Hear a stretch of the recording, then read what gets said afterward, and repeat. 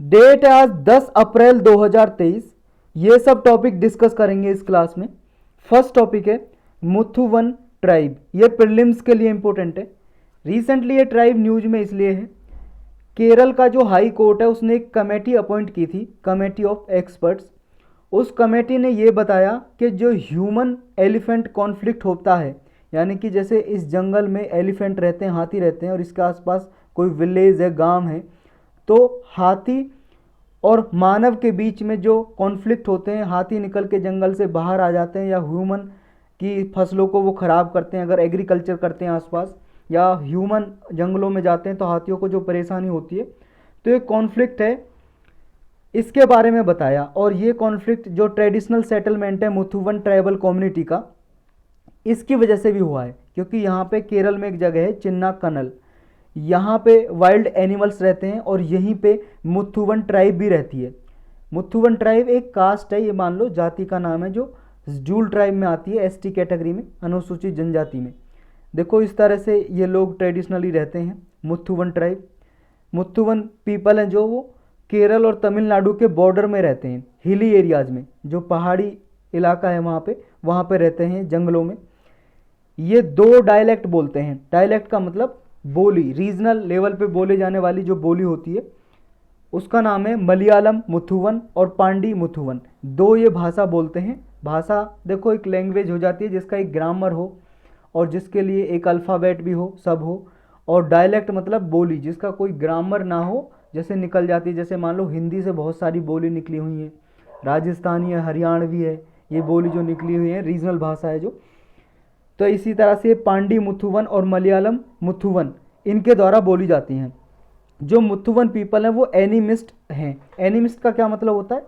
Animist ऐसे लोगों को बोलते हैं जो ये मानते हैं कि जो प्लांट या ट्री हैं, या फिर जो आपके मान लो कोई भी ऑब्जेक्ट है, इन सब में स्पिरिट है, इन सब में आत्मा है, और उनकी पूजा करते हैं। पत्थरों की, पेड़ों की, प्लांट की, सब की पूजा करते हैं। वर्शिपर है एक तरह से ये। फॉरेस्ट गॉड के लिए वर्शिप करते हैं, जंगलों के जो भगवान हैं उनकी वर्शिप करते हैं। ये ऐसा मानते हैं कि जो इनके पूर्वज हैं, एंसेस्टर हैं, जो इनके मुथुवन ट्राइब के पूर्वज हैं, वो पहली बार इसी हिली फॉरेस्ट में आए थे, पहली बार यहीं पे माइग्रेट किया था उन्होंने।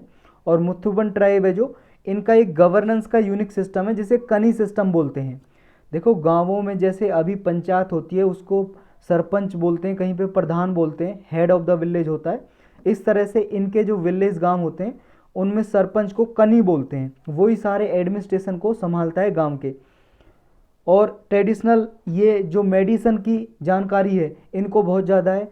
ये अक्सर अपनी जो भी बीमारी होती है, फॉरेस्ट में बहुत सारी ऐसी जड़ी बूटियाँ होती हैं जो इनको पता है, उनसे अपनी बीमारियों को ठीक कर लेते हैं। और जनरेशन टू जनरेशन, मतलब एक जनरेशन से लेकर दूसरे जनरेशन में ये पास करते रहते हैं नॉलेज को, जो भी इनके पास मेडिसन की नॉलेज है। ऑक्यूपेशन क्या है इनका? ये एग्रीकल्चर करते हैं, मेनली कृषि करते हैं मुथुवन ट्राइब। और यहाँ पे देखो ये रागी उगाते हैं, कार्डमम, कार्डमम मतलब इलायची जो होती है, लेमन ग्रास, ये सब कुछ उगाते हैं ये मुथुवन ट्राइब के लोग। तो यही था इनके बारे में। नेक्स्ट टॉपिक है जीनोम इंडिया प्रोजेक्ट। ये प्रीलिम्स के लिए भी इंपॉर्टेंट है, जीएस पेपर 3 के लिए भी इंपॉर्टेंट है, मेंस में। जो बायोटेक्नोलॉजी डिपार्टमेंट है उसके सेक्रेटरी ने अभी कहा है कि जीनोम इंडिया प्रोजेक्ट में लगभग 7,000 जीनोम कलेक्ट कर लिए गए हैं। इनमें से 3,000 पब्लिक एक्सेस के लिए अवेलेबल है, मतलब पब्लिक देख सकती है, हम आप जैसे लोग 3,000 लोगों के जीन्स को देख सकते हैं। जीनोम का मतलब क्या होता है? जीन की इन्फॉर्मेशन। और जीन की इन्फॉर्मेशन, जीन क्या होता है ये सब तो जानते ही हो आप। नहीं जानते हो तो देखो, जैसे देखो आपकी बॉडी सेल से बनी हुई है, आपकी बॉडी में हर एक पार्ट में, चाहे ब्लड हो, चाहे स्किन हो, चाहे बाल हो, सब में सेल हैं।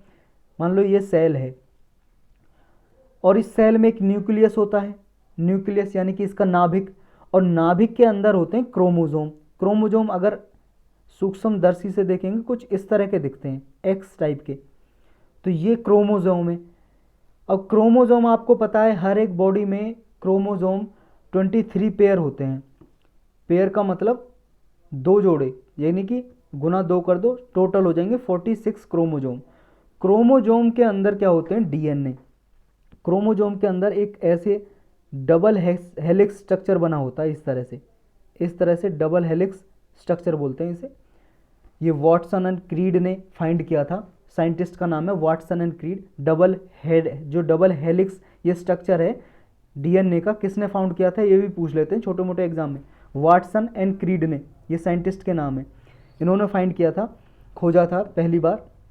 तो ये डीएनए है, डीएनए का ही एक सेगमेंट, मान लो यहाँ से यहाँ तक, इसमें जीन की इन्फॉर्मेशन, ये है जीन, ये मान लो, तो ये जीन है, जीन की इन्फॉर्मेशन यहाँ से ले सकते हैं। मान लो ये जो डीएनए का पार्ट है ये हो सकता है आपके बालों का कलर कैसा है उसके लिए रिस्पॉन्सिबल हो, या आंखों का कलर कैसा है उसके लिए रिस्पॉन्सिबल हो। अगर मान लो इस एरिया को हम चेंज कर देते हैं तो आपका ये बालों से आंखों से रिलेटेड है, तो आपके आंखों का कलर चेंज हो सकता है, बालों का कलर चेंज हो सकता है, स्किन का कलर चेंज हो सकता है। इस तरह से इनमें इन्फॉर्मेशन होती है हमारी बॉडी की, सारी बॉडी की किस तरह से फंक्शन करती है, तो ये सारी इन्फॉर्मेशन जीन में होती है। तो ये आप समझ गए, क्रोमोजोम, डीएनए, जीन। तो ये जीनोम इंडिया प्रोजेक्ट है, इसमें ना क्या करना है पूरा डिटेल में जानेंगे। अभी जो ये जाना आपने, ये पेन इंडिया इनिशिएटिव है, इसमें पूरे हमारे इंडिया की पॉपुलेशन की जीनोम सीक्वेंसिंग तैयार करनी है। गोल इसका ये है कि 10,000 लोगों से जीन इन्फॉर्मेशन लेनी है। मतलब मान लो उनसे कोई ब्लड सैंपल ले लिया, 10,000 लोगों का ब्लड निकाल लिया, ट्यूब में निकाल लेते जैसे डॉक्टर निकालता है इंजेक्शन में, ऐसे निकाल लिया डिफरेंट रीजन से। मान लो किसी डिस्ट्रिक्ट से निकाल लिया 15-20 लोगों का, फिर किसी और डिस्ट्रिक्ट से मान लो 100 लोगों का निकाल लिया, ऐसे डिफरेंट प्लेस से इंडिया से ये लेके आएंगे जीन साइंटिस्ट, और फिर उनका मतलब उनकी जीनोम इन्फॉर्मेशन कलेक्ट करेंगे। इनसे फ़ायदा क्या होगा? देखो फ़ायदा ये होगा, हमारे इंडिया में किस तरह के लोग रहते हैं, उनकी जीन किस तरह से हैं, और उनको किस तरह की बीमारी होती है, और उनकी बीमारी किस तरह से ठीक की जा सकती हैं, ये सारी जो रिसर्च की जा सकेगी इस जीनोम इंडिया प्रोजेक्ट से। ये मिशन मोड प्रोजेक्ट है, इसमें मल्टी इंस्टीट्यूशन कंसोर्टियम प्रोजेक्ट है, यानी कि बहुत सारे इंस्टीट्यूट इसमें पार्टिसिपेट कर रहे हैं। डिपार्टमेंट ऑफ बायोटेक्नोलॉजी जो वो इसको सपोर्ट करता है। डिपार्टमेंट ऑफ बायोटेक्नोलॉजी आप जानते हो ministry of science and technology के अंडर काम करता है ये डिपार्टमेंट। तो जीनोम क्या हम ऑलरेडी जान चुके हैं, complete set of genetic information किसी भी ऑर्गेनिज्म की, सिर्फ ह्यूमन की नहीं, किसी भी ऑर्गेनिज्म की। लेकिन इसमें जीनोम इंडिया प्रोजेक्ट में हम सिर्फ ह्यूमन का जीनोम इन्फॉर्मेशन कलेक्ट कर रहे हैं, लेकिन जीनोम का मतलब होता है कोई भी ऑर्गेनिज्म हो, चाहे हम मच्छर की, चाहे एनिमल की, किसी की भी इंफॉर्मेशन लें, वो जेनेटिक इन्फॉर्मेशन वो सब होता है जीनोम बोलते हैं उसे। कोई भी लिविंग ऑर्गेनिज्म हो सकता है। ये सारी इन्फॉर्मेशन डीएनए के मॉलिक्यूल्स में इन्फॉर्मेशन ये जमा होती है, स्टोर होती है। ह्यूमन में जीनोम आपको पता है इसमें 23 पेयर होते हैं क्रोमोजोम के, जो सेल के न्यूक्लियस में होते हैं। और सेल के माइक्रोकॉन्ड्रिया जो होता है, माइक्रोकॉन्ड्रिया पावर हाउस होता है, सेल का पावर देता है एक तरह से सेल को, उसमें भी कुछ स्मॉल इन्फॉर्मेशन होती है क्रोमोजोम की। तो जीनोम में सारी इन्फॉर्मेशन होती है जो भी इंडिविजुअल के फंक्शन करने के लिए या डेवलप होने के लिए ज़रूरी होती है, सारी इन्फॉर्मेशन, कि उसकी ये इन्फॉर्मेशन होगी, कितनी उसकी हाइट बढ़ेगी, कितना उसका मोटापा होगा, नहीं होगा, ये सारी इन्फॉर्मेशन सब उसमें जीनोम में होती है। नेक्स्ट टॉपिक है लीगो इंडिया प्रोजेक्ट। ये प्रीलिम्स के लिए भी इंपॉर्टेंट है और जीएस पेपर 3 के लिए, मेंस के लिए। देखो अभी यूनियन कैबिनेट है जो हमारा, उसने अप्रूवल दे दिया है, अनुमति दे दी है कि हमारे इंडिया में भी ये लीगो का एक प्रोजेक्ट बनाया जाएगा। कहाँ पे? महाराष्ट्र में। किस लिए बनाया जाएगा? ये ग्रेविटेशनल वेव को डिटेक्ट करेगा। डिटेक्ट का मतलब पता लगाना, और ग्रेविटेशनल वेव क्या होती हैं? गुरुत्वाकर्षण किरणें बोल सकते हो आप हिंदी में। तो क्या है ये, इनके बारे में डिटेल में जानेंगे लास्ट में। पहले जानते हैं लीगो इंडिया प्रोजेक्ट के बारे में। लीगो का मतलब क्या है? Laser interferometer gravitational wave observatory. जो ये लीगो है, देखो हमारे इंडिया में पहली बार नहीं बनाया जा रहा है, और भी कई सारे कंट्रीज़ में बनाया जा चुका है, और यूएस में बहुत बड़ा लीगो प्रोजेक्ट बनाया जा चुका है। इस तरह का प्रोजेक्ट है जो इंडिया में बन रहा है। इस तरह की लैब वगैरह बनेंगी, इसमें बहुत सारे इंस्ट्रूमेंट होंगे जिनकी वजह से ग्रेविटेशनल वेव्स को डिटेक्ट किया जा सकेगा। तो पहले जानते हैं वर्ल्ड वाइड लीगो के बारे में।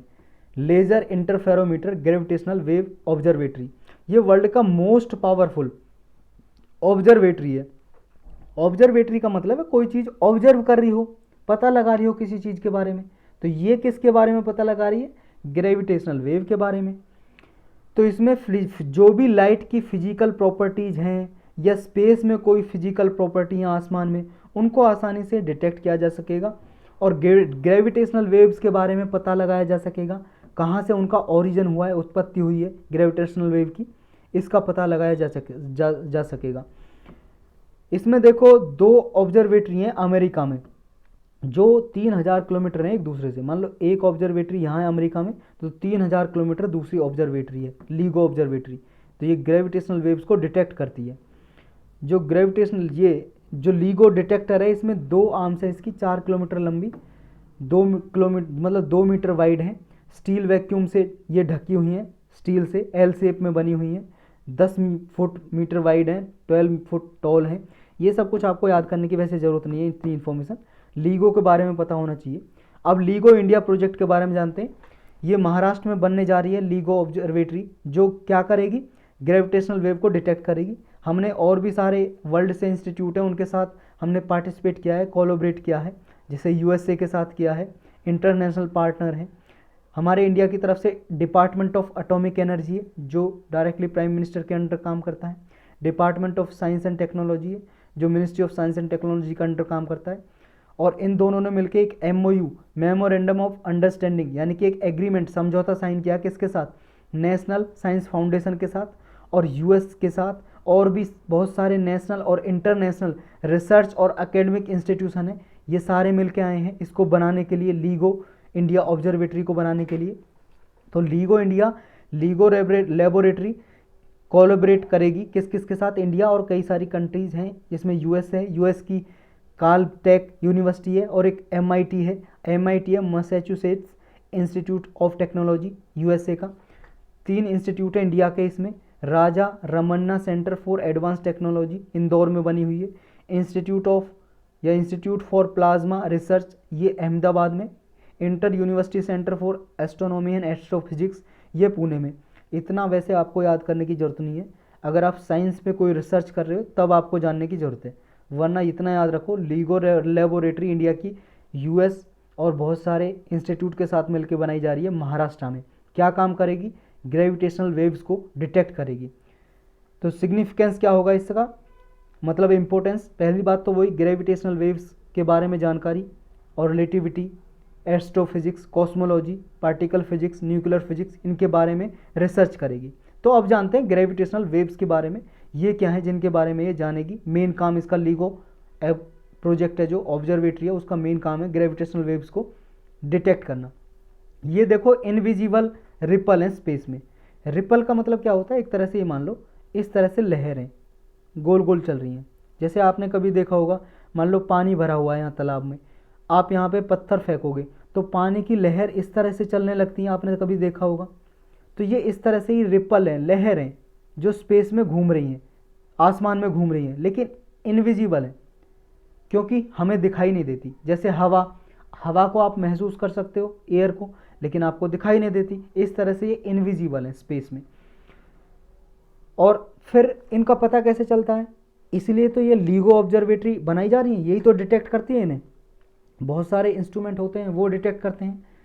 ये ट्रेवल करती हैं स्पीड ऑफ लाइट की जो स्पीड होती है उसकी तरह। जैसे लाइट की जो स्पीड है ना, 3 लाख किलोमीटर प्रति सेकंड में लाइट ट्रेवल करती है, इसी तरह से ये भी ट्रेवल करती हैं, चलती रहती हैं ये इनके बीच में अगर कोई ऑब्जेक्ट आ जाए, इनके बीच में मान लो यहाँ से ये चल रही हैं, इनके बीच में अगर कोई ऑब्जेक्ट आ जाए तो उसे स्क्वेड भी सकती हैं, सुकड़ जाएगा वो, या उसे स्ट्रेच भी कर सकती हैं, बढ़ा भी सकती हैं, यानी कि स्क्वीज और स्ट्रेच कर सकती हैं कोई भी ऑब्जेक्ट को इनके बीच में आ जाएगा तो। और सबसे पहले किसने बताया था, किसने भविष्यवाणी की थी कि ऐसी ग्रेविटेशनल वेव्स हो सकती हैं, अल्बर्ट आइंस्टाइन ने, सबसे महान साइंटिस्ट हुए हैं। 1916 में इन्होंने ऐसा प्रिडिक्ट कर दिया था, प्रिडिक्ट का मतलब भविष्यवाणी, पहले ही बता दिया था कि ऐसी कोई ग्रेविटेशनल वेव्स हैं स्पेस में। इन्होंने जनरल थ्योरी ऑफ रिलेटिविटी जो दी थी, थ्योरी ऑफ रिलेटिविटी के 2 पार्ट हैं, एक जनरल और एक है स्पेशल थ्योरी ऑफ रिलेटिविटी। तो जनरल थ्योरी ऑफ रिलेटिविटी में इन्होंने बताया, अल्बर्ट आइंस्टाइन ने, कि स्पेस में ऐसा कुछ तो एनर्जी है जिनका नाम दिया इन्होंने ग्रेविटेशनल वेव्स, जो घूम रही हैं, जो हमें दिखाई नहीं देती। तो ये अभी खोजी गई, अमेरिका का जो प्रोजेक्ट है लीगो उसने खोजी, और यूपीएससी ने भी कई बार इनसे क्वेश्चन पूछा है ग्रेविटेशनल वेव्स के बारे में। तो आइंस्टाइन का जो मैथमेटिक्स था वो ये बताता था कि जो ये न्यूट्रॉन स्टार हैं या ब्लैक होल्स हैं स्पेस में, ये आपस में ऑर्बिट कर रहे हैं अपने आप को, मतलब एक दूसरे के चक्कर लगा रहे हैं। ये ब्लैक होल्स है, न्यूट्रॉन स्टार। न्यूट्रॉन स्टार या ब्लैक होल क्या है, ये आप साइंस एंड टेक के प्लेलिस्ट में लेक्चर बना हुआ है, डिटेल में देख सकते हो। ये समझ लो कोई स्टार है, जैसे सन एक स्टार है, जब इसकी बहुत ज़्यादा एज हो जाएगी, करोड़ों अरबों साल पुराना, बहुत ही लाखों करोड़ों साल पुराना हो जाएगा, तब ये टूट जाता है, डिस्ट्रॉय हो जाता है, एक्सप्लोजन हो जाता है इसमें, तब ब्लैक होल क्रिएट होता है। बहुत सारे न्यूट्रॉन स्टार क्रिएट होते हैं, ब्लैक होल क्रिएट होते हैं, सुपरनोवा होता है, बहुत सारे। तो ये ब्लैक होल किस तरह से बनते हैं, क्या है, पूरा आप जान सकते हो उस लेक्चर में। तो आइंस्टाइन ने बताया था कि जो न्यूट्रॉन स्टार है, ब्लैक होल है, मतलब ऐसे स्पेस में ऑब्जेक्ट हैं जिनकी बहुत ज़्यादा डेंसिटी हाई है, और हमारे जो सन एक स्टार है इससे भी बहुत ज़्यादा बड़े हैं, और इनसे हज़ारों लाखों गुना इनसे डेंसिटी है। इस तरह के जो ऑब्जेक्ट हैं वो कुछ वेव्स जनरेट करते हैं, उन्हीं का नाम दिया ग्रेविटेशनल वेव्स। तो इनसे निकलती रहती हैं स्पेस में ग्रेविटेशनल वेव्स। तो इनके बारे में डिटेक्ट करना है। अच्छा, इनके बारे में डिटेक्ट ही क्यों करते हैं, क्यों पता लगाते हैं, क्या फ़ायदा है ग्रेविटेशनल वेव्स के बारे में पता लगाने का।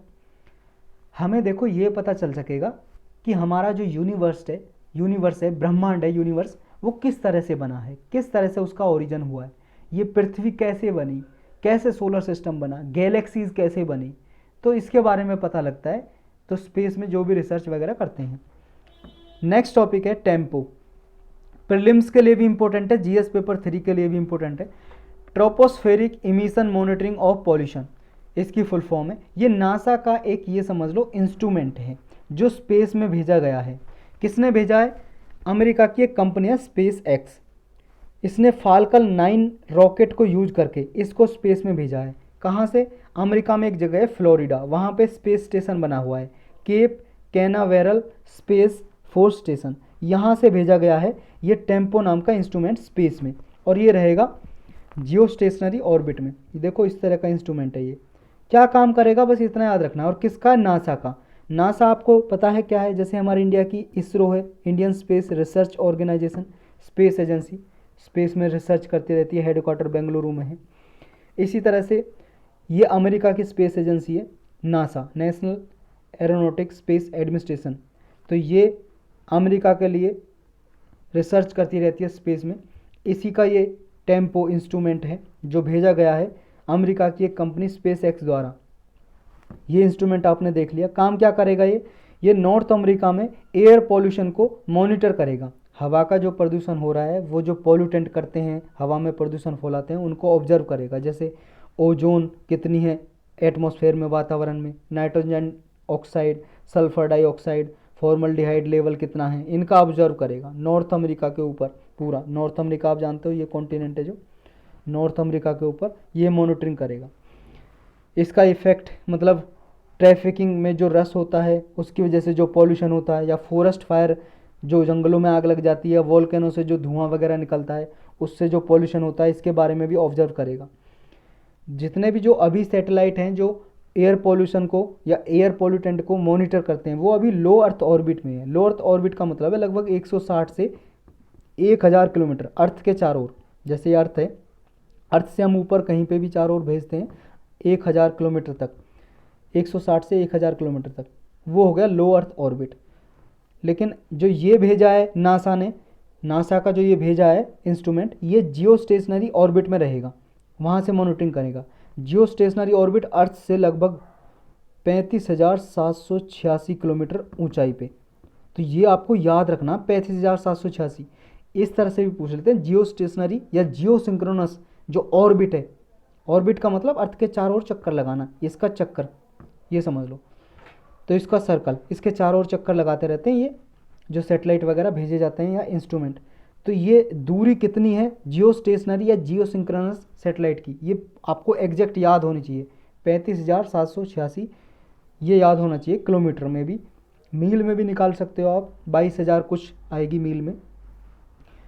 तो नासा ने ये लॉन्च के बाद, देखो ये ऐसा नहीं है नासा ने पहली बार ऐसा इंस्ट्रूमेंट लॉन्च किया। इससे पहले देखो साउथ कोरिया का एक है जियो स्टेशनरी इन्वायरमेंट मॉनिटरिंग स्पेक्ट्रोमीटर, ये भी जियो स्टेशनरी ऑर्बिट में है, साउथ कोरिया का इंस्ट्रूमेंट है जो स्पेस में मॉनिटर करता है पॉल्यूशन को, एयर पॉल्यूशन को। एक है यूरोपियन स्पेस एजेंसी का सेंटिनल-4 सैटेलाइट, ये भी मॉनिटरिंग करता है एयर क्वालिटी को। तो यही था इसके बारे में। नेक्स्ट टॉपिक है विस्लिंग विलेज, ये प्रीलिम्स के लिए भी इम्पोर्टेंट है, मेंस में भी पूछा जा सकता है GS paper 1 art and culture में। विस्लिंग का मतलब, विसल मतलब वही है जो सीटी को बोलते हैं इंग्लिश में, विसल, सीटी बजाते हो आप, मुंह से भी सीटी बजाते हो।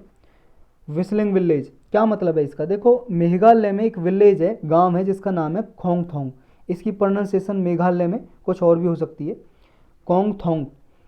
ये इंडिया का केवल इकलौता विस्लिंग विलेज है। क्यों बोलते हैं इसको विस्लिंग विलेज, देखो ये मेघालय के ईस्ट खासी हिल्स में है, ईस्ट खासी जो पहाड़ियाँ हैं वहाँ पे लोकेटेड है खोंगथोंग विलेज।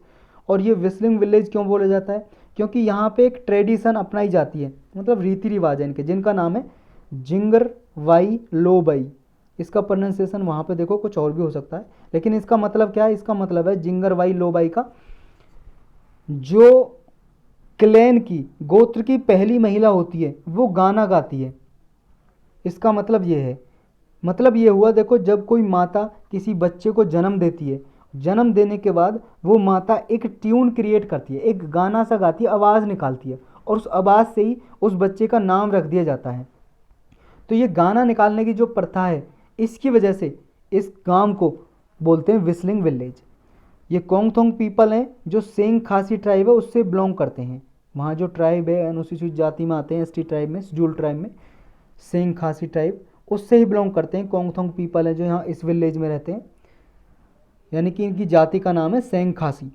और कौन सी भाषा बोलते हैं, खासी भाषा बोलते हैं, खासी लैंग्वेज, तो ये भी याद रखना है इनके बारे में।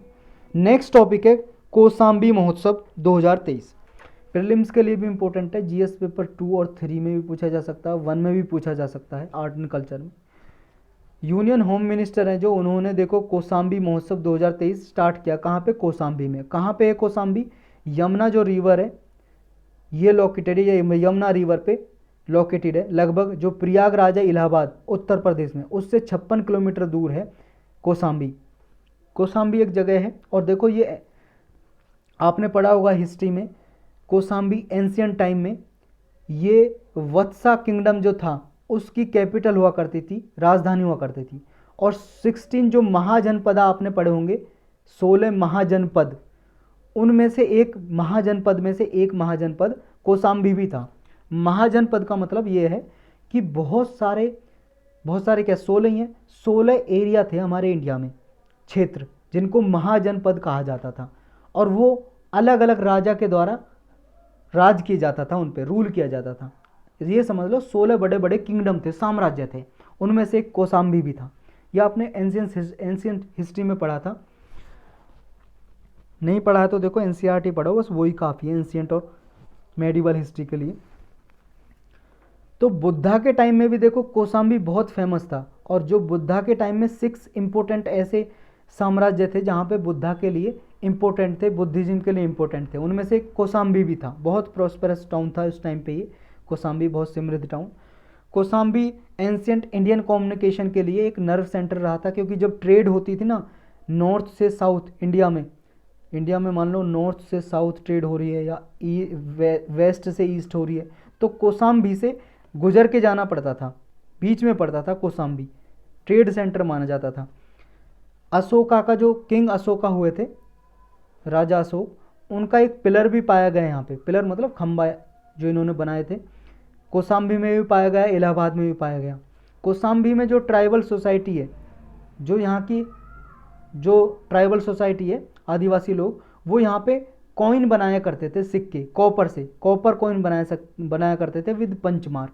पंचमार्क का मतलब जैसे एक कॉपर से कॉइन बना दिया, सिक्का बना दिया, और इस पर सील लगा दी, वो हो गया पंच, हो गया। अब ये पंचमार्क आपने पढ़े होंगे, ये पंचमार्क के बारे में एंशियंट हिस्ट्री में। देखो आपने नहीं पढ़ा है तो मैं कभी कभी सोचता हूँ पूरा एंशियंट हिस्ट्री एक लेक्चर में पूरा बना दूँ, आपको रिवीजन हो सके एक तरह से ऐसे, और आसान भाषा में समझा दूँ पूरा किस तरह से डेवलप हुआ, किस तरह से चेंजेस हुए एंशियंट हिस्ट्री में, जितना हमारे एग्ज़ाम के लिए ज़रूरी है। फिर एंशियंट हिस्ट्री के बाद मेडिवल हिस्ट्री, फिर मॉडर्न हिस्ट्री। लेकिन भाई साहब टाइम नहीं मिल पाता है, और देखो व्यूज़ भी नहीं आ पाते हैं, और व्यूज़ नहीं आ पाते हैं, आपको पता है मोटिवेट करना, सेल्फ मोटिवेट करना कितना मुश्किल होता है। व्यूज़ आएँ कुछ तो फिर मोटिवेशन भी मिलता है, और व्यूज़ का तो आप छोड़ो, आप जितने लोग देखते हो 30 35 40 45 लोग, उनमें से मुश्किल से 5-7 लोग लाइक देते हैं, लाइक भी नहीं करते हो आप लोग। सोचो आपको अच्छा नहीं लग रहा फिर भी देख रहे हो, लाइक भी नहीं करते, तो मुझे कैसे मोटिवेशन मिलेगा? मुझे तो नहीं मिलेगा ना मोटिवेशन। मैं तो यही समझूंगा लोगों को अच्छा नहीं लग रहा है, बस देख रहे हैं टाइम पास के लिए। और मैं इतनी मेहनत करता हूँ कि देखो पिछली बार भी मैंने ये 2020 से स्टार्ट किया था, और जिस बच्चे ने देखा था उन्होंने कमेंट में भी कहा था 60 से प्लस क्वेश्चन आए थे जो भी मैंने पढ़ाया था।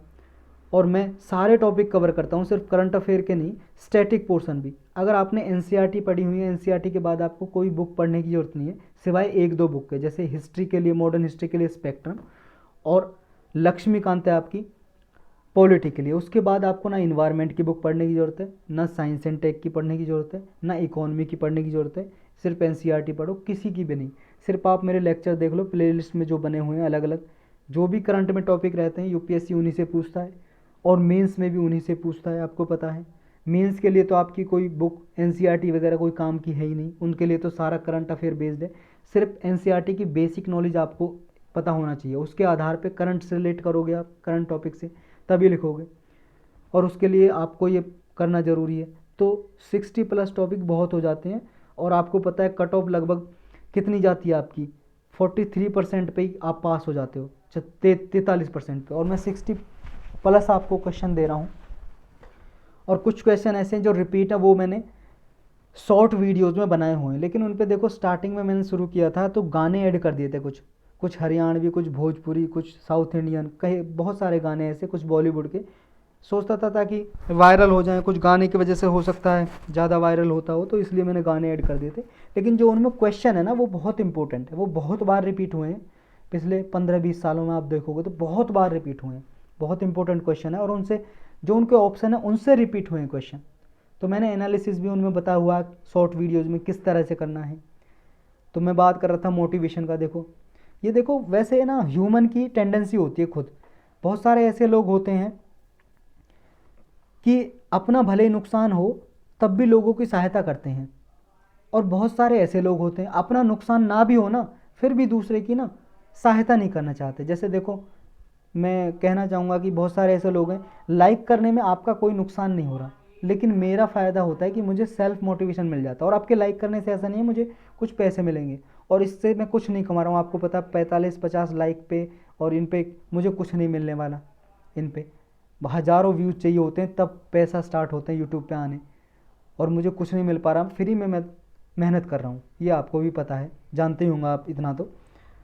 तो कुछ लोगों की टेंडेंसी होती है कि बस मेरी वजह से दूसरे का फ़ायदा ना हो, बस कि आपका एक लाइक कर दोगे तो मुझे फ़ायदा हो जाएगा, ये मुझे नहीं होना चाहिए। कुछ लोग शायद ऐसा सोचते हैं। तो चलो आते हैं, खैर आपकी मर्ज़ी जैसा आप सोचते हो। नेक्स्ट टॉपिक है मेरा गांव मेरी धरोहर प्रोग्राम। ये प्रीलिम्स के लिए भी इंपॉर्टेंट है, और GS paper 1 art and culture के लिए। देखो मिनिस्ट्री ऑफ कल्चर ने ये डॉक्यूमेंट अभी दिया है, हमारे रूरल इंडिया की कल्चरल हेरिटेज को बचाने के लिए ये डॉक्यूमेंट जारी किया था, मेरा गांव मेरी धरोहर प्रोग्राम। किसके अंदर, पहले देखो एक स्कीम मिशन चला रखा है, national mission for cultural mapping. इस मिशन के अंदर ही मेरा गांव मेरी धरोहर प्रोग्राम लॉन्च किया था, मिनिस्ट्री ऑफ कल्चर का, याद रखना। इसमें क्या है पहले जानेंगे मेरा गांव मेरी धरोहर प्रोग्राम में क्या है, और उसके बाद जानेंगे इस national mission for culture mapping के बारे में। तो मेरा गांव मेरी धरोहर में देखो डिफरेंट गांव को कैटेगरी में डिवाइड कर दिया जाता है। कोई भी गांव किसके लिए फेमस है उसी तरह से उसको प्रमोट किया जाता है, उसकी कल्चर को। जैसे देखो इकोलॉजिकल बेस पे कुछ गांव सेलेक्ट किए गए हैं, मतलब इकोलॉजी के बेस पे, वहाँ के वातावरण, इन्वायरमेंट, फॉरेस्ट, जंगल के बेस पे वहाँ पे कोई है। जैसे बिश्नोई विलेज एक राजस्थान में, वो फेमस है, वहाँ पे लोग ना ब्लैक बक के साथ रहते हैं, मतलब वहाँ पे लोग भी रह रहे हैं और काले हिरन है जो ये भी रह रहे हैं साथ में, वरना काले हिरन जंगलों में रहते हैं, मार भी सकते हैं लोगों को, लेकिन ये एक साथ रह रहे हैं हारमोनी में, कोई इनमें कॉन्फ्लिक्ट नहीं होता, विवाद नहीं होता, एक दूसरे को नहीं मारते ये। तो ये बिश्नोई विलेज इकोलॉजिकल हेरिटेज के लिए प्रमोट किया जाता है। एक है उत्तराखंड में रैनी विलेज, ये फेमस चिपको मूवमेंट के लिए। चिपको मूवमेंट आप जानते हो 1973 में ये चला था चिपको मूवमेंट उत्तराखंड में। उत्तराखंड में वहाँ पे गढ़वाल जो डिवीज़न है, वहाँ पे चमोली डिस्ट्रिक्ट है, वहाँ पे ये चला था चिपको मूवमेंट। वहाँ पे क्या होता, जो इंडस्ट्री बनाई जा रही थी गवर्नमेंट द्वारा, और वहाँ पे प्राइवेट लोगों को दे दिया था जो लैंड था, भूमि था, वहाँ पे पेड़ों को काट रहे थे, ये ट्रीज़ को, प्लांट को काट रहे थे। वहाँ पे इकोलॉजी को नुकसान हो रहा था, रिसोर्सेज को नुकसान हो रहा था। तो वहाँ पे जब ये पेड़ों को काट रहे थे, लोग भड़क गए कि भाई साहब ये तो हमारे रिसोर्स हैं, संसाधन हैं, इनको क्यों काट रहे हो। तो इन्होंने प्रोटेस्ट शुरू कर दिया। यहाँ पे जो लीडर थे कई सारे, जैसे सुंदरलाल बहुगुणा इन्होंने स्टार्ट किया, और भी कई सारे लीडर थे, कोई लेडीज़ भी थी, इन्होंने मैन और वुमन दोनों ने योगदान अच्छा खासा दिया था इसमें। क्या क्या था चिपको मूवमेंट में और नाम कैसे आया, ये जाके ना पेड़ों से चिपक गए, गले लगा लिया पेड़ों को, और कह दिया हम नहीं काटने देंगे पेड़ों को। जो भी पेड़ काटने आते थे चिपक जाते थे पेड़ से, गले लगा लेते थे, इसलिए इसका नाम रख दिया चिपको मूवमेंट या चिपको आंदोलन। तो ये जो रैनी विलेज से स्टार्ट हुआ था उत्तराखंड में, तो ये इसलिए प्रमोट किया जाता है रैनी विलेज। डेवलपमेंट के लिए देखो, एक मोधेरा गांव है गुजरात में, ये पहला सोलर पावर्ड विलेज बना इंडिया में, ये इसलिए प्रमोट किया जाता है मेरा गांव मेरी धरोहर प्रोग्राम के अंदर। कुछ हिस्टोरिकल गांव है, जैसे देखो कंडेल गांव है, कंदेल भी हो सकता है, इसका प्रोनाउंसिएशन एमपी में है, ये मध्य प्रदेश में, ये जल सत्याग्रह के लिए फेमस है। हिमाचल प्रदेश में एक सुकेती गांव है, ये एशिया का सबसे पुराना फॉसिल पार्क है इसमें, सुकेती गांव में। एक पंड्रेथन गांव है कश्मीर में, ये सेवाइट मिस्टिक के लिए जाना जाता है, यहाँ पे भगवान शिव की पूजा वगैरह की जाती है, इसलिए जाना जाता है। अब जानते हैं national mission on cultural mapping, इसके अंदर ये मेरा गांव मेरी धरोहर प्रोग्राम लॉन्च किया था। तो पहले इसके बारे में जान लिया हमने, मेरा गांव मेरी धरोहर। अब इसके बारे में जानेंगे national mission on cultural mapping क्या है। 2017 में लॉन्च किया था ये मिनिस्ट्री ऑफ कल्चर ने। किस लिए लॉन्च किया था, इसमें देखो बहुत सारे आर्टिस्ट का, आर्ट फॉर्म का, या उनकी कल्चर रिसोर्सेज का ऑर्गेनाइजेशन से डेटा लेना था, डेटा इकट्ठा करना था। इंडिया की आर्ट कल्चर है, जो इंडिया की जो कल्चर है, संस्कृति है, कला है, उसकी हेरिटेज है, विरासत है, उसके बारे में। तो इसका डेटा तैयार करना था पूरे हमारे इंडिया में। इम्प्लीमेंट कौन करता है इसे, इम्प्लीमेंट करता है इंदिरा गांधी नेशनल सेंटर है एक, Indira Gandhi national centre for art. कहाँ पे है ये सेंटर बना हुआ है न्यू दिल्ली में, न्यू दिल्ली में बना हुआ है ये। इसके बारे में थोड़ा डिटेल में लास्ट में जानेंगे। न्यू दिल्ली में इंडिया गेट के पास है ये। 2021 में इसको काम दे दिया था, इस स्कीम को, इस मिशन को इम्प्लीमेंट करने का। जो ये मिशन है national mission on cultural mapping, इसको इम्प्लीमेंट करने का 2021 में इस सेंटर को काम दे दिया। तो ये सेंटर क्या काम करता है, पूरे 6.5 लाख के लगभग जो विलेज है हमारे कंट्री में, उनको कवर करेगा। उनके ऊपर लगभग 65 विलेज पे शॉर्ट फिल्म बना रहा है ये, 6500 विलेज पे फिल्म बना रहा है उनकी कल्चर के ऊपर, उन हेरिटेज के ऊपर, ताकि उनकी कल्चर को, संस्कृति, हेरिटेज को, विरासत को बचाया जा सके। डेटा कलेक्शन में डेटा मैपिंग करता है, डेमोग्राफिक बिल्डिंग, फॉर्मलाइजिंग प्रोसेसेस, सारी कल्चरल एक्टिविटियाँ उनको एक प्लेटफॉर्म पे लेके आता है ताकि बेटर रिजल्ट मिले। इससे रिलेटेड कुछ और स्कीम भी चला रखी है national mission on cultural mapping में। कला संस्कृति विकास योजना है, scheme for safeguarding the intangible cultural heritage. इसमें इंटेंजिबल कल्चरल को संजो के रखा जाता है। इंटेंजिबल कल्चर कैसी होती है, इंटेंजिबल का मतलब होता है अस्पर्शनीय, मतलब जिसको छू के ना देखा जा सके। और ऐसी कल्चर कैसी हो सकती है, जैसे देखो डांस फॉर्म को छू के थोड़ी ना देखा जा सकता है, या कोई फेस्टिवल त्यौहार, उसको छू के नहीं देखा जा सकता, क्योंकि कोई बिल्डिंग थोड़ी नहीं है वो, विरासत की कोई बिल्डिंग बनी हो ताजमहल जैसे, ऐसे कोई बिल्डिंग नहीं है। तो ये हो गया इंटेंजिबल कल्चरल हेरिटेज। एक भारत श्रेष्ठ भारत, ये स्कीम चलाई थी हमारी कल्चर को कंजर्व करने के लिए। अब जानते हैं Indira Gandhi national centre for art है, ये 1987 में बनाया गया था।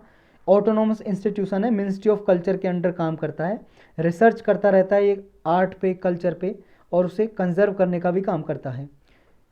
कुछ और स्कीम है देखो इसी नाम से, जैसे मेरा गांव मेरा धरोहर हमने पढ़ा, वो तो था कल्चर को बचाने के लिए। एक है मेरा गांव मेरा गौरव, इससे आपको कंफ्यूज नहीं होना है, ये Indian council of agriculture research का इनिशिएटिव है। इसमें देखो साइंटिस्ट को एनकरेज किया जाता है, जो वैज्ञानिक है हमारे, उनको बढ़ावा दिया जाता है कि आप कोई भी एक गांव चुनो और एक गांव को इन्फॉर्मेशन प्रोवाइड करो टेक्निकल बेसिस पे। मतलब गांव में किस तरह की मिट्टी है, किस तरह की मिट्टी चाहिए, उनमें खाद की कमी क्या है, पानी कैसा है, फसलों को उगाने के लिए पानी सही है या नहीं है, पानी किस तरह से लाया जा सकता है। इस तरह से यहाँ पे रिसर्च चलती रहती है मेरा गांव मेरा गौरव में। यानी कि एक साइंटिस्ट एक गांव चूज करेगा और उसके बारे में एग्रीकल्चर को बढ़ावा देने के लिए इन्फॉर्मेशन प्रोवाइड करेगा। तो इससे कंफ्यूज नहीं होना मेरा गांव मेरा गौरव से और मेरा गांव मेरी धरोहर, दोनों अलग अलग स्कीम है। नेक्स्ट टॉपिक है BRICS alliance working to create its own currency. ये प्रीलिम्स के लिए भी इंपॉर्टेंट है, जीएस पेपर 2 और 3 के लिए, दोनों के लिए। देखो ब्रिक्स आपको पता है 5 कंट्रीज का एक ग्रुप है जो आपस में ट्रेड को बढ़ावा देने के लिए बनाया गया था। कब बनाया गया था पूरा डिटेल में जानेंगे लास्ट में, पहले इसके बारे में जानते हैं कि ये अपनी एक करेंसी बनाने जा रहे हैं। करेंसी का मतलब मुद्रा, जैसे देखो यूरोपियन यूनियन ने अपनी एक यूरो बना रखी है, तो इस तरह से करेंसी बनाने जा रहे हैं। क्यों? देखो अभी डॉलर का बोलबाला, पूरे वर्ल्ड में डोमिनेशन डॉलर का, यूएस डॉलर की बात कर रहे हैं हम। अमेरिका के जो करेंसी है, मुद्रा है डॉलर, जैसे हमारे इंडिया की रुपया है। तो ये डॉलर में जो ट्रेड होती है उसको रोकने के लिए कि हम ज़्यादा से ज़्यादा ट्रेड डॉलर में ना करें, किसी और करेंसी में, इस तरह ब्रिक्स अपनी एक करेंसी बनाने जा रहा है। तो डी डॉलराइजेशन को प्रमोट कर रहे हैं। तो डी डॉलराइजेशन का क्या मतलब है कि जो अभी यूएस डॉलर में जो ट्रेड होती है उसको रोका जाए, कम किया जाए, उसको रिड्यूस किया जाए। यूएस डॉलर का यूज है जो इंटरनेशनल ट्रेड के लिए, फाइनेंस के लिए। तो इसमें बहुत सारी कंट्री इन्वॉल्व हैं जो डॉलर का यूज कम करने के लिए प्रमोट करती हैं, अपने जो फॉरेन ट्रेड है उसको डाइवर्सिफाई करती हैं, ताकि यूएस डॉलर के अलावा किसी और करेंसी में भी ट्रेड की जाए, व्यापार किया जाए। नीड क्या है? नीड वही है, देखो आप सबको पता है जब ब्रेटन वुड एग्रीमेंट हुआ था 1944 में, तो आईएमएफ नाम की संस्था बनी, वर्ल्ड बैंक नाम की संस्था बनी, ये निकल के आई। डब्ल्यूटीओ निकल के आया, डब्ल्यूटीओ से पहले इसका नाम गेट था, डब्ल्यूटीओ को 1995 में बना दिया गया। तो ये संस्था निकल के आई थी। तो इन्होंने जो ट्रेड है ना वो यूएस डॉलर में अपनाई, फिर यूएस डॉलर में ट्रेड होने लगी। और आपको पता है हार्ड करेंसी मानी जाती है यूएस डॉलर, आसानी से घटती बढ़ती नहीं है यूएस डॉलर, यानी कि एक स्टेबल करेंसी मानी जाती है। तो इसमें ट्रेड होने लगी, यूएस का दबदबा बढ़ गया। तो ये जो दबदबा है, डोमिनेशन है, इसकी वजह से यूएस इसका मिसयूज भी करता है, बहुत सारी कंट्रीज़ पे सैंक्शन लगा देता है, प्रतिबंध लगा देता है कि हम आपसे डॉलर में ट्रेड नहीं करेंगे, आपको डॉलर नहीं देंगे, बैंकिंग फैसिलिटी नहीं प्रोवाइड करेंगे, या आपसे माल नहीं खरीदने दिया जाएगा। इंपोर्ट एक्सपोर्ट बंद करा देता है वो उस कंट्री पे जिस पे सैंक्शन लगाता है, प्रतिबंध लगाता है, जैसे ईरान पे लगा रखा है। तो इस तरह से मिसयूज करता है कभी कभी यूएस, जनरली करता है, कभी कभी भी नहीं, जनरली वर्ड यूज कर सकते हो आप।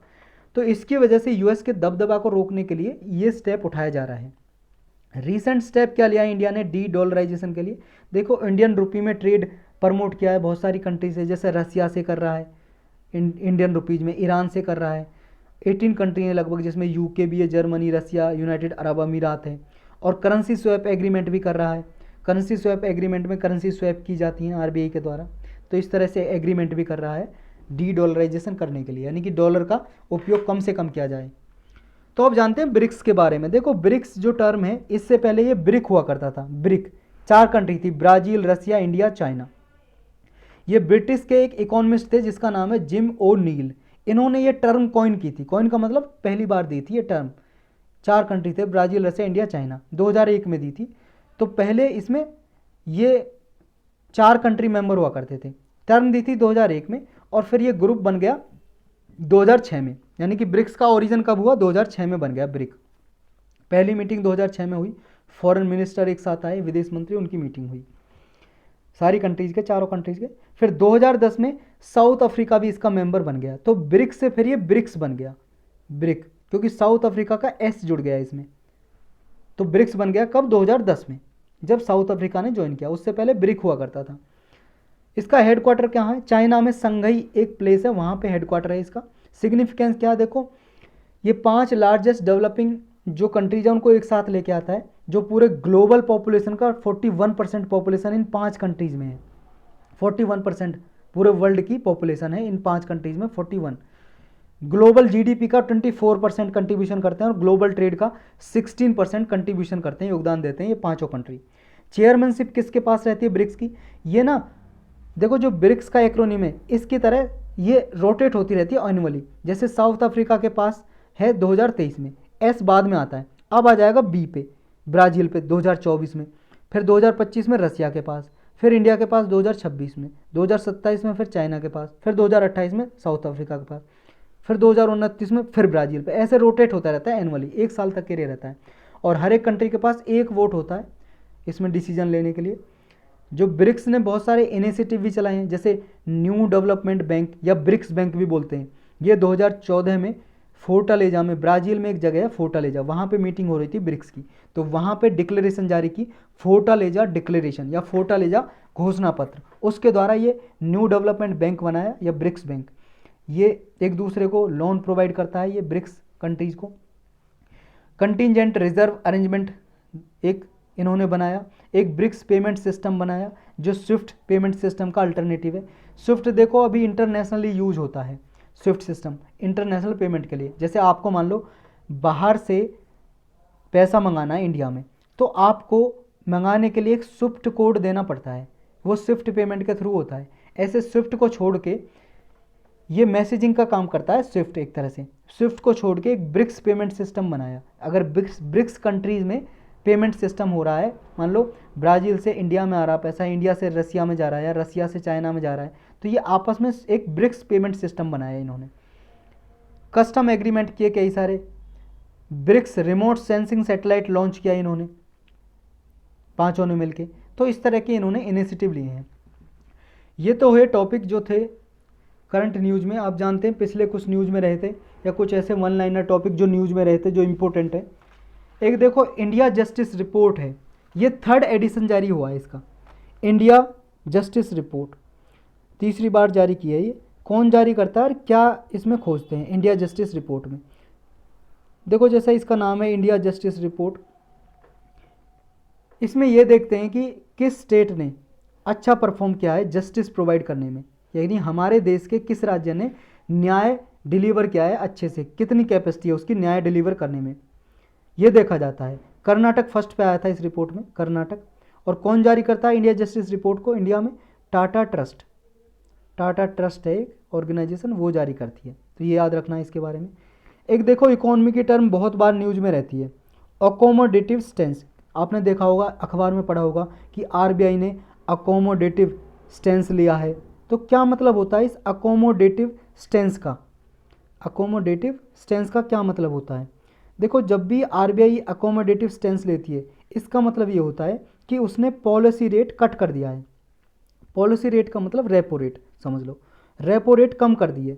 और रेपो रेट कम कर दिए किस लिए किया? रेपो रेट कम किए, रेपो रेट आप जानते हो, जो सिंपल भाषा में बताता हूँ, जो कॉमर्शियल बैंक होते हैं जैसे पीएनबी या एसबीआई, जब ये उधार लेते हैं, बोरो करते हैं आरबीआई से, तो इन्हें इंटरेस्ट देना होता है। जो इंटरेस्ट रेट है ना, ब्याज की दर, उसी को बोलते हैं रेपो रेट।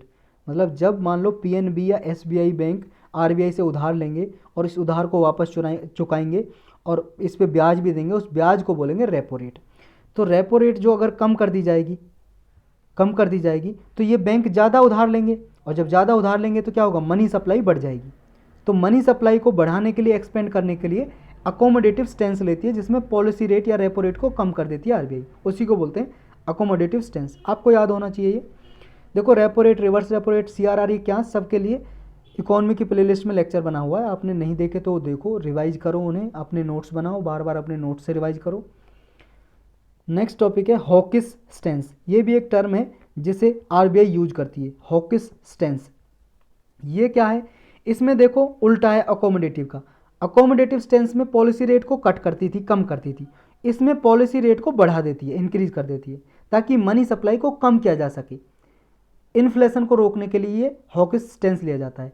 इन्फ्लेशन जब ज़्यादा होती है, महंगाई जब ज़्यादा होगी, या मुद्रास्फीति बोलते हैं हिंदी में महंगाई को, महंगाई या मुद्रास्फीति या इन्फ्लेशन जब ज़्यादा होती है, तो मनी सप्लाई को कम करने के लिए पॉलिसी रेट को इंक्रीज कर देती है, बढ़ा देती है रेपो रेट को, तो उसी को बोलते हैं हॉकिस स्टेंस।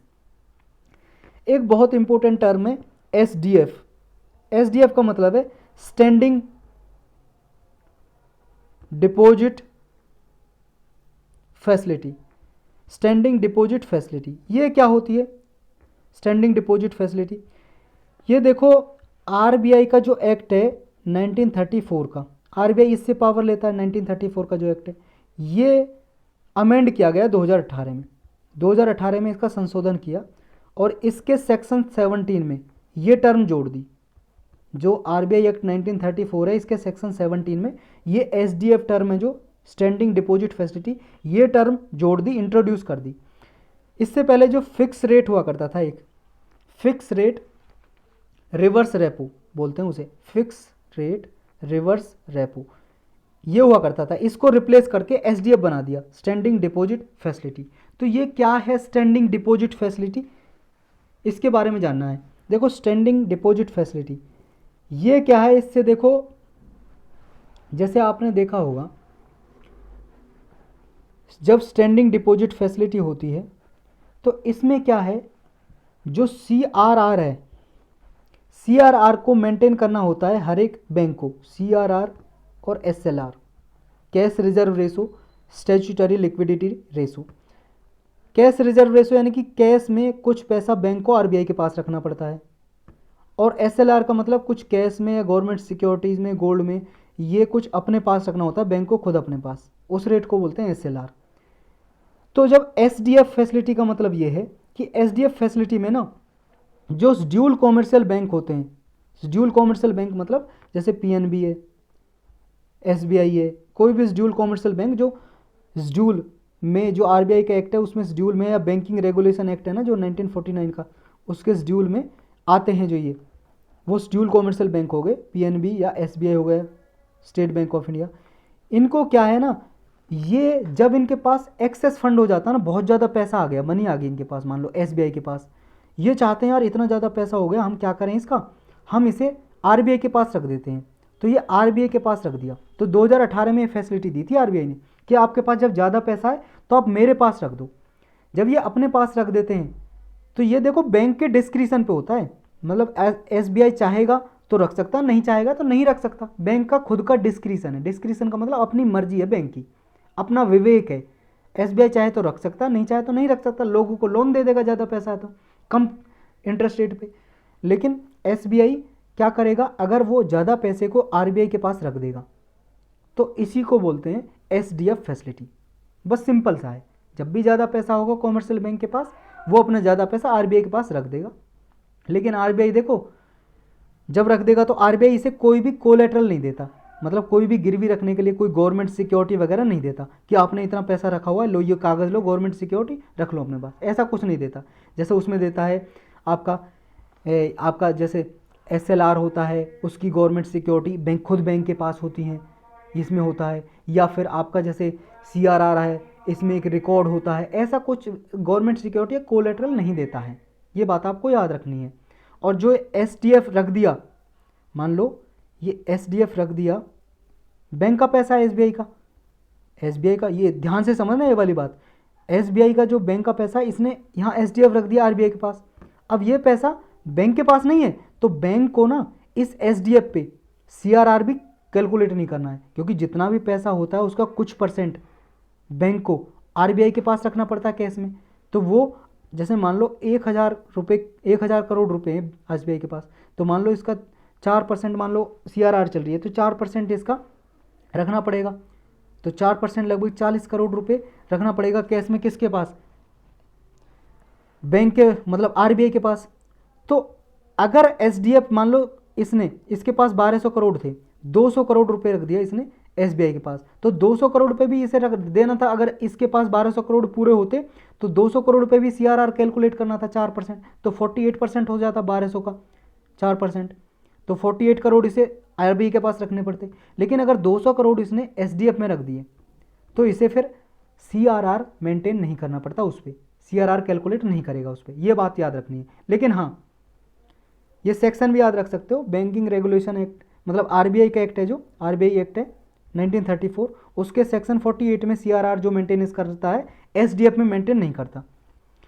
लेकिन एसएलआर मेंटेन करना पड़ता है एसडीएफ पे, एसएलआर स्टैट्यूटरी लिक्विडिटी रेशो जो चल रहा होता है वो एसडीएफ पे कैलकुलेट होता है, ये आपको याद रखना है, इतनी सी बात। नेक्स्ट एक टॉपिक था पॉइजन पिल स्ट्रेटजी, ये एक टर्म न्यूज में थी, पॉइजन पिल स्ट्रेटजी। ये देखो इसको शेयर होल्डर राइट प्लान भी बोलते हैं, पॉइजन पिल स्ट्रेटजी को share holder right plan, share holder rights plan, यानी कि शेयर होल्डर के अधिकार का प्लान। ये क्या होता है, इसमें देखो जो ऑलरेडी किसी कंपनी के शेयर खरीद रखे हैं किसी ने, शेयर होल्डर है, उनको एडिशनल शेयर दे देती है कंपनी डिस्काउंट रेट पे, उसी को बोलते हैं पॉइजन पिल स्ट्रेटजी या शेयर होल्डर राइट प्लान। मतलब जो ऑलरेडी मान लो मैंने किसी रिलायंस कंपनी के शेयर खरीद रखे हैं, मैंने रिलायंस कंपनी के शेयर खरीद रखे हैं, रिलायंस कंपनी मुझे और शेयर दे दे डिस्काउंट रेट पे, कम कीमत पे, शेयर का दाम मान लो 100 रुपये चल रहा है और मुझे दे दे 80 रुपये में, तो ये कहलाएगा पॉइजन पिल स्ट्रेटजी। तो याद रखना आपको। एक देखो कवच एक्सरसाइज न्यूज में थी, कवच क्या है? देखो अंडमान निकोबार की जो हमारी कमांड है, अंडमान निकोबार आपको पता है कहाँ है, हमारा आइलैंड है, उसकी जो कमांड है हमारी मिलिट्री की, तो उसने ये जॉइंट एक्सरसाइज किया है। इसमें देखो आर्मी, नेवी, एयरफोर्स और हमारी कोस्ट गार्ड चारों ने इसमें पार्टिसिपेट किया कवच में, ये जॉइंट एक्सरसाइज है। एक देखो जूस मिशन है, जूस मिशन, ये किसका है जूस मिशन और किसके लिए है? देखो यूरोपियन स्पेस एजेंसी है ना, उसका है जूस मिशन। और किस लिए? जुपिटर के जो मून है, बृहस्पति ग्रह के जो मून है, उनको एक्सप्लोर करने के लिए भेजा गया था juice mission, European space agency ने। एक देखो ये याद रखना है, बेंगलुरु में ना, बेंगलुरु है जो कर्नाटक में, वहाँ पे हमारे इंडिया का पहला पोस्ट ऑफिस ऐसा बना है, पहला पोस्ट ऑफिस डाकघर, पहला डाकघर पोस्ट ऑफिस ऐसा बना है जो 3D प्रिंटिंग टेक्नोलॉजी से यूज करके बनाया गया है, 3D प्रिंटिंग टेक्नोलॉजी से, याद रखना है। एक देखो आप सबको पता है, हर साल न्यूज में रहता है ये रोंगाली बिहू, रोंगाली बिहू या सिर्फ बिहू के नाम से जान सकते हो। ये असम का फेस्टिवल है, असम का फेस्टिवल है और सेकुलर है, सेकुलर का मतलब धर्मनिरपेक्ष है, किसी धर्म का नहीं है, पूरे असम के लोग पार्टिसिपेट करते हैं इस फेस्टिवल में, त्यौहार में, रोंगाली बिहू या Bihu. Central pollution control board, ये हर बार न्यूज में रहता है और यूपीएससी कई बार इससे क्वेश्चन पूछ चुकी है, इसके बारे में याद रखना। देखो वाटर एक्ट है, वाटर एक्ट 1974 का, उसके द्वारा इसको बनाया गया था सेंट्रल पॉल्यूशन कंट्रोल बोर्ड को, किसके द्वारा? वाटर एक्ट 1974 का। और कब बनाया था? 1974 में। हेडक्वार्टर कहाँ? न्यू दिल्ली में हेडक्वार्टर है।